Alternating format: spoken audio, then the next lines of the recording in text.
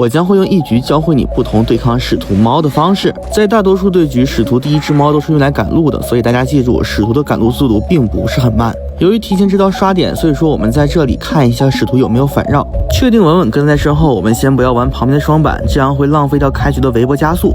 此时此刻，使徒第二只猫已经好了。大家记住，在使徒有猫的情况下，我们想进交互点就一定先不要进交互点，因为在翻窗、翻板、下板的过程当中，我们是无法躲猫的。那么使徒也肯定深知这一点，所以说他放猫肯定会放在交互点上面。所以这里按兵不动，我们假装往前走，回头看到猫差不多跟自己平行了，直接反走扭掉。注意，虽然扭掉，但分裂的两只猫一直封了窗户，一直封了板区。如果使徒猫跳跟进，那么还是会吃刀。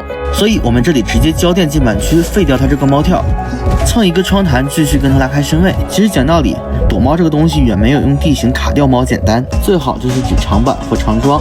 刚才瞄完的双板，这里又派上用场，猫肯定有好了。反向下板，我们直接蹭一个板弹，尝试用这个弹射废掉这只猫，可惜它的猫跳又好了。正好前面有板子，我们采用第二种方式延迟板，在使徒晕我们的一瞬间下掉这个板子。这样的话，我们眩晕时间已经开始计算，但是板子还没有下，它带了3块彩也不能踩。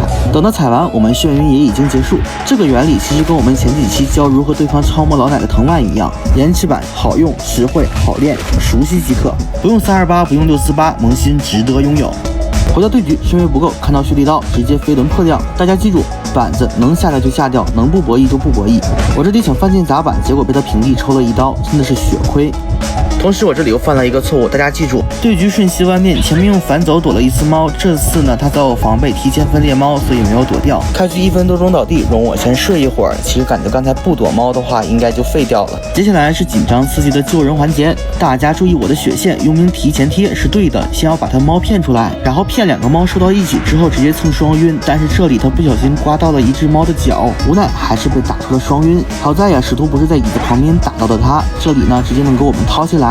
我们下来之后呢，直接交电，防止他双倒，假装往前走呢，然后直接回头砸。没有电砸也是少了些许灵魂，也算是补偿我们16犯贱的代价吧。这里弓箭手修完自己的电机已经就位，我们相信他直接往前走，不要管任何事情。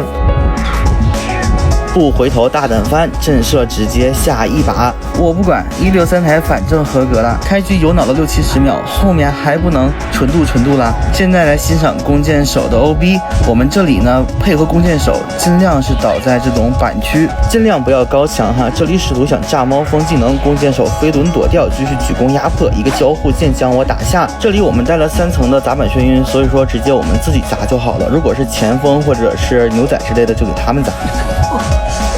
回来之后，我们继续围绕着这个长窗和长地形去跟他绕。回头看到弓箭手帮我们吃了一只猫，并且使徒头上还挂着4列度，那我们当然是选择转一次大点啦。后面弓箭手又射了一箭，直接又废了使徒一只猫，直接把抓我的希望彻底断掉了。无奈只能换抓弓箭手。我们这里帮队友压好最后一台机之后呢，由于杂技被通缉了，所以我们看看能不能去偷一下。